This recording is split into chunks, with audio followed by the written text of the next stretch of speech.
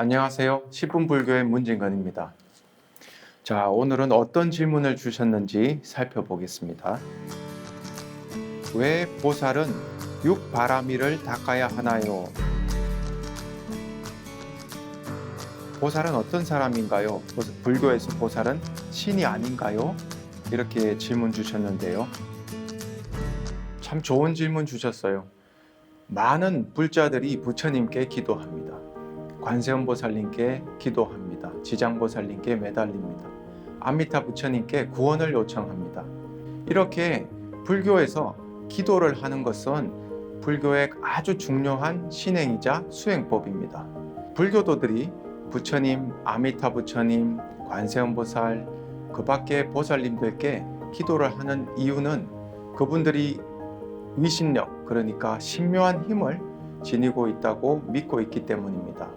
그런데 대승불교에서는 단지 우리 부처님만 이러한 힘을 가지고 있다라고 믿지 않습니다.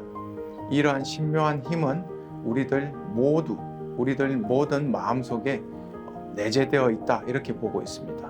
그래서 이러한 신묘한 힘이 내재되어 있는 존재를 보살이라고 부릅니다. 그러니까 즉 우리 중생은 보살로서 우리 자신이 마음속에 신묘한 힘을 가지고 있는 존재다 이렇게 알 수가 있겠습니다. 보살은 산스크리트 말로 보디사트와라고 부릅니다. 보디는 깨달음, 사트와는 존재라는 뜻입니다. 그러면 어떻게 우리가 깨닫지 못한 보통의 사람들, 범부 중생이 붓다가 될 수 있을까요? 우리 기도로 다시 돌아가서 이야기해보면 관세음보살님께 지극정성으로 기도할 때 기도하는 사람의 마음은 서서히 관세음보살님의 성품과 모습을 나타내게 되어 있습니다.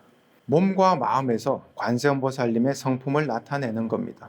이 말은 우리의 몸과 마음에 이미 관세음보살님의 본성이 내재되어 있다는 뜻입니다. 만일 내재되어 있지 않으면 우리가 기도를 한다고 한들 어떻게 그 본성이 몸과 마음으로 나타나겠습니까? 처음에는 자식을 위해서 그리고 내가 하는 일의 성공을 위해서 관세음보살님께 도와주세요, 살려주세요 이렇게 절실하게 기도합니다. 그런데 그 기도가 상당히 힘들죠. 힘들면 이제는 더 이상 못하겠다 하는 그런 한계점에 부딪히기도 합니다. 그래서 이제는 기도는 이제 더 이상 못하겠다. 내일부터는 그냥 일상생활로 돌아가야 되겠다라고 마음먹고 그날 밤 자고 나면 또 아침에는 다시 기도할 마음이 생겨서 다시 매진하고 절실하게 관세음보살님께 매달립니다. 이렇게 고비를 넘기고 기도와 수행을 계속 하다 보면 어느덧 우리 몸과 마음이 관세음보살의 성품과 행동을 갖추게 된다 이렇게 볼 수 있습니다. 이건 단지 기도만 하는 게 아닙니다. 기도 중에 우리는 계를 지키게 돼 있고 참고 힘든 일을 이겨내며 그리고 남들에게 보시를 합니다. 기도 중에 선정에 들어가서 우리가 명상 때 느낄 수 있는 선정과 마찬가지의 상태를 경험하게 됩니다. 또한 알아차림을 통해서 지혜를 얻게 됩니다. 이걸 우리가 쉽게 말해서 육바라밀이라고 부르는데 육바라밀은 팔정도의 수행법과 거의 대동소이합니다. 이러한 육바라밀의 수행법을 꾸준히 하다 보면은 결국 우리가 관세음보살의 성품을 나타내게 된다 이렇게 볼 수 있습니다. 그럼 결국 우리가 기도를 통해서 바깥에 계시는 관세음보살님께 매달려서 도와주세요라고 시작했지만 나중에는 우리 속에 있는 관세음보살님의 성품을 끄집어내는 겁니다. 이것만으로 기도가 되었다, 이루어졌다 말할 수 있는 게 아니고요. 우리가 관세음보살님의 성품과 행동을 보일 때 우리 바깥에 있는 다른 사람들이 우리를 알아보고 그분들의 관세음보살의 본성이 자극이 됩니다. 결국은 기도로서 우리 모두가 다 화합하는, 어우러지는 하나의 조화로운 일이 벌어지는 겁니다. 이게 바로 기도의 위력이라고 할 수 있습니다. 종교 심리학에서도 우리 마음에 내재되어 있는 선한 속성이 종교적인 수행을 통해서 올라온다 이렇게 말하고 있습니다. 속에 내재되어 있던 선한 본성이 결국 딱딱한 껍질을 뚫고 나옵니다. 그 딱딱한 껍질이란 이기심을 말합니다. 우리가 태어나서부터 자기 방어에 익숙해져 있는 그 이기심이 종교적인 수행과 선행을 통해서 마음에 있는 선한 마음이 뚫고 나온다는 겁니다. 우리 심리학적인 연구를 살펴봐도 아들러나 칼 로저스 이런 분들의 이론을 읽다 보면은 마치 불교의 이론을 보는 것처럼 관세음보살의 사상을 엿볼 수 있습니다. 특히 우리 욕구 위계 이론이라고 하는 이론으로 심리학의 역사에 한 획을 그었던 아브라함 매슬로우의 말씀을 잠깐 들어보면 그분이 하시는 말씀이 인간 정신 발전이죠. 인간의 정신이 성숙하고 성장하는 그 과정에 그 정점에 이루어지는 사람의 모습은 바로 불교의 관세음보살의 모습이다 이렇게 말한 적이 있습니다. 그만큼 관세음보살은 우리 인간의 자아실현의 최정점에 있는 모습이다 이렇게 볼 수가 있습니다. 대승불교에서는 이렇게 끊임없이 수행하며 정진하여 관세음보살의 모습과 성품을 얻게 되는 것, 그것을 보신불이다 이렇게 부릅니다. 평범했던 범부가 꾸준히 간절히 수행한 결과 그러한 수행의 과보로서 자신이 믿고 매달렸던 관세음보살의 모습과 성품 그리고 행위를 얻는 것, 이것이 과보로서의 부처님의 몸을 얻는다라고 해서 보신불이다 이렇게 부릅니다. 그런데 애초에 해결되기를 원했던 그 일이 현실적으로 해결되지 않을 수도 있습니다. 물론 해결될 수도 있겠죠. 기도 과정에서. 그런데 이제 기도하는 당사자의 마음은 그 애초에 매달렸던 그 해결되기를 바랬던 그 일이 그렇게 크게 중요한 일이 아닙니다. 왜 그러냐면은 당사자의 마음은 애초의 마음보다 훨씬 더 확장되어 있기 때문입니다. 그래서 그보다 더 큰 문제가 이제 나타납니다. 내가 업을 자꾸 짓고 그것에서 벗어나지 못하는 그 문제, 다시 말해서 윤회의 문제, 생사의 문제가 더 큰 문제로 다가오게 됩니다. 그래서 기도를 많이 해서 보살의 위신력을 얻게 되는 그 과정에서 보살은 부처님의 가르침을 따르고 부처님의 삶의 방식을 따르겠다라는 원력을 세웁니다. 그리고 그것을 스스로에게 약속을 합니다. 이걸 우리가 서원이라고 합니다.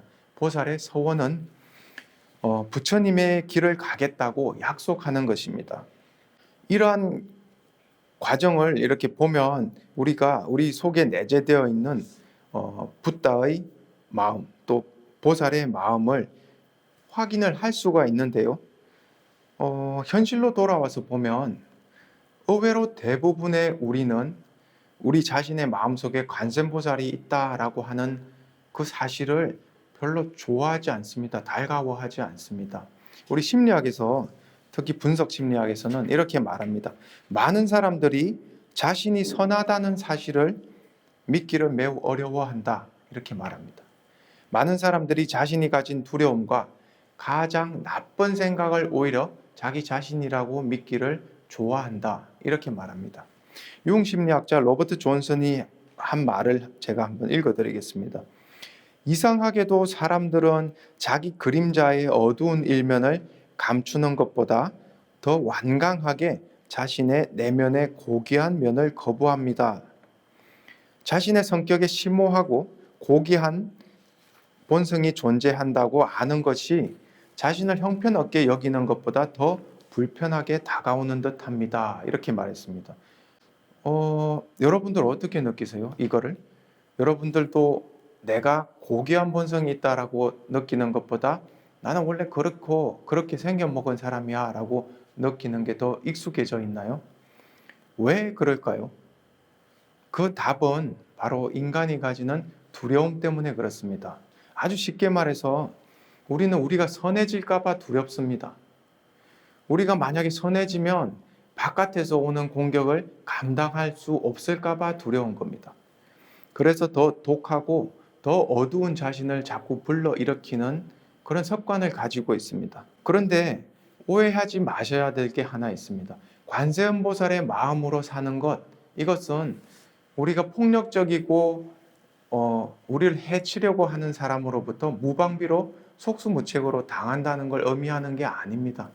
오히려 그것은 거꾸로 되는 이야기입니다.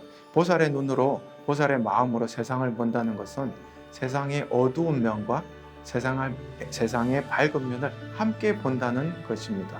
지금까지 한쪽으로만 보던 편협한 시각에서 벗어나서, 두려움에서 벗어나서 인생의 고통스러운 측면을 더 잘 이해하고 우리의 약한 모습을 직면할 뿐만 아니라 그 직면을 통해서 우리의 선한 본성을 끄집어낼 수 있는 그런 계기를 만나는 것입니다. 지금까지와는 전혀 다른 바라봄과 전혀 다른 존재 양식으로 사는 겁니다. 이게 바로 보살의 길입니다. 보살이 무엇입니까? 신입니까? 이렇게 물으셨는데, 이렇게 묻는 것으로는 보살을 잘 이해할 수가 없습니다. 좀 더 보살에 대해서 이해하시기 위해서는 보살의 행위를 따라 해보는 겁니다. 보살행위라고 하죠. 보살행을 어떻게 합니까? 육바라밀을 닦으시면 되는 겁니다. 육바라밀 그리고 팔정도, 이러한 생활 속에서 이것을 실천해 보시면 됩니다. 불교 명상 지도자 타라 브렉은 이렇게 말합니다. 우리는 생명의 네트워크, 우주 전체를 돕기 위해서 일하러 온 보살들입니다. 이렇게 말했습니다. 만일 당장 남을 돕는 것이 주저하신다면, 또는 육바라밀을 행하는 것이 꺼려지신다면 가장 소극적인 방법부터 시작해 보는 게 좋겠습니다. 남을 돕는 걸 어떻게 하면 가장 소극적이라도 도울 수 있을까요? 남을 잘 도와주는 분들을 응원하고 지지하면 되는 겁니다. 그것으로서 우리가 남을 돕는 일을 함께 동참할 수가 있습니다. 자, 오늘은 왜 보살은 육바라밀을 닦아야 하나요? 보살은 어떤 사람인가요? 라는 질문에 대해서 답을 드렸는데 명쾌하게 해소가 되셨습니까? 지금까지 함께 해주셔서 감사합니다.